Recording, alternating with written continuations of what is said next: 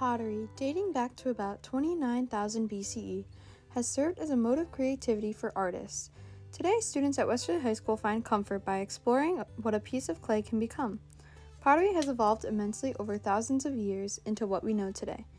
Many different techniques of pottery emerged from experimenting with clay tiles in 14,000 BCE, hand building in 10,000 BCE, the introduction of the pottery wheel in 6000 BCE, and the introduction of glaze in 2700 BCE. Interviewing art and pottery teacher Melissa Robson, she states, having a creative outlet can relieve stress and help you stay calm and happy. Studies have shown that being creative supports other areas of development and learning. Having a creative outlet can provide a relaxing way to de-stress, and my partner and I can say with confidence that pottery provides a comfort and way to express ourselves. Other stress-relieving activities in a home include planting and gardening. Combining pottery and growing plants sparked the idea of creating plant pots. The magazine article titled "Easy Ways to Grow Food" discusses the health benefits of growing foods in potted containers.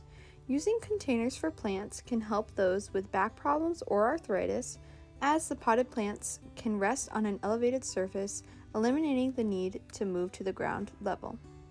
Anne Lovejoy mentioned in her article titled "Taking the Plunge" that the life of the plant brightens the dark corners of the room and can bring a pop of color into any room during the cold winter months.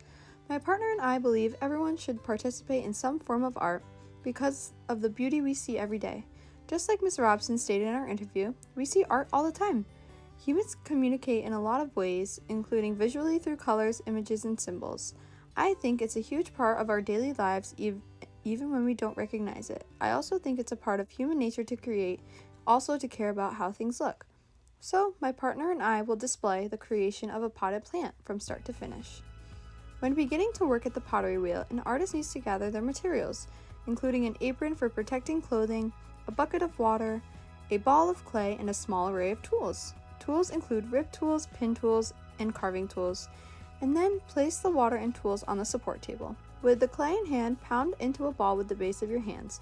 Once shaped, form the bottom of the clay into a cone and slap onto the center of the wheel. This is an important step to help you center the clay. Once properly secured, turn on the wheel with the buttons on the side. Next, dip both hands in the bucket of water. Place both hands securely on the clay and step on the pedal with gentle pressure. Once the wheel starts to spin, make sure to keep the clay wet so it doesn't stick to your hands. To begin centering the clay, put your right hand on the ball of clay and the left hand on the side. In order to stabilize the clay, make sure your left elbow stays tucked into your torso. Press both hands into the clay until centered. You know when the clay is completely centered, the clay should feel still in your hand as it spins. To throw most forms on the wheel, begin by opening the clay. This step is to make sure you have a hollow center. First, grab your right hand with your left and drill your index finger into the center of the clay. Using your left hand to stabilize, pull your right hand back slowly. When you have your desired width, you will begin to pull the clay to form your pot. First, grab a sponge from the tool basket in your right hand. Slow down the wheel before beginning to make sure the clay does not come off centered. Press the sponge onto the outside of the clay wall and use the left hand to press on the inside of the wall. Start at the bottom of the clay and slowly press inward while pulling both hands up at the same time. Each time you reach the top of the clay, compress the rim with the sponge. This ensures that the clay stays even on both sides. You may have to pull several times to achieve the ideal shape and height of your pot.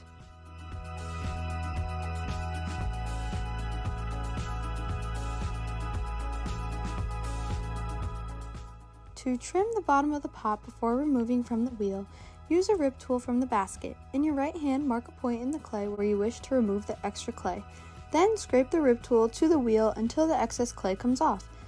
Smooth the bottom of the pot. When creating pots specifically, measuring the bottom of the pot with a metal measuring tool will make it easier to ensure the pot will fit on top of the plate later. If you wish to remove the pot from the wheel, grab a wire tool with both hands and pull the wire through the clay, making sure to keep it completely under the pot. This action loosens the clay from the wheel, ensuring an easy removal. In order to clean the workspace, pick up your tools and the bucket of water. Bring both to the sink to begin cleaning. Remove excess clay from the bottom of the bucket and make sure to put it back into the reclaim can. which helps transform the overworked clay back into a usable form. Wash the tools and bucket in the sink. Retrieve a wet rag from the sink and wipe down your wheel.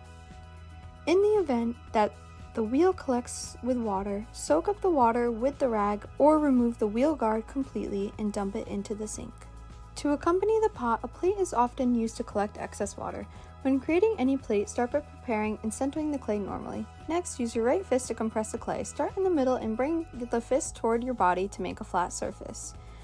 Use both hands and a sponge to pull the clay from the sides to create the desired plate shape and size. To make sure the pot will fit properly into the plate, measure the bottom of the pot and compare it to the plate. Adjust as needed. When the clay has dried for a day or so, it is important to begin trimming the bottom of the pot. To start, gather the materials needed, including a sponge, some clay, a metal rib tool, and put on an apron to protect clothing. To keep the bowl upside down on the wheel without falling off, make coils out of the clay by separating the clay into 3 equal parts and rolling them into logs. Before trimming, the dried pot must first sit centered on the wheel to avoid mistakes such as bumps and holes. To center, place the pot upside down on the wheel and spin the wheel slowly. While the pot spins, drag fingertips across the base of the pot, making sure to keep your hand still to check for moments when the clay does not touch your hand, indicating the pot needs to be more centered. To center the pot, lightly tap the opposite side with your left hand in the moments when those gaps are the most apparent.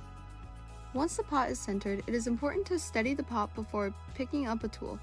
First, you must stop the wheel and press the clay coils from before around the pot, pushing them onto the wheel with your thumb. To trim, use a metal tool in your right hand at the base and press the metal into the clay, cutting off excess until you achieve the desired look.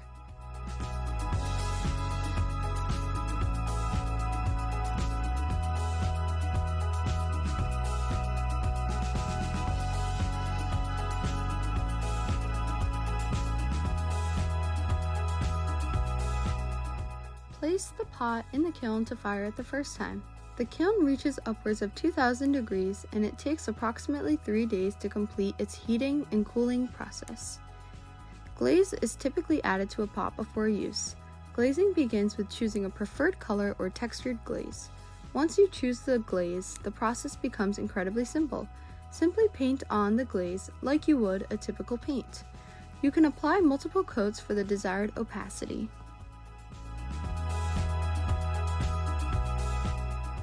Once applying glaze, place the pot carefully into the kiln again to fire a second time.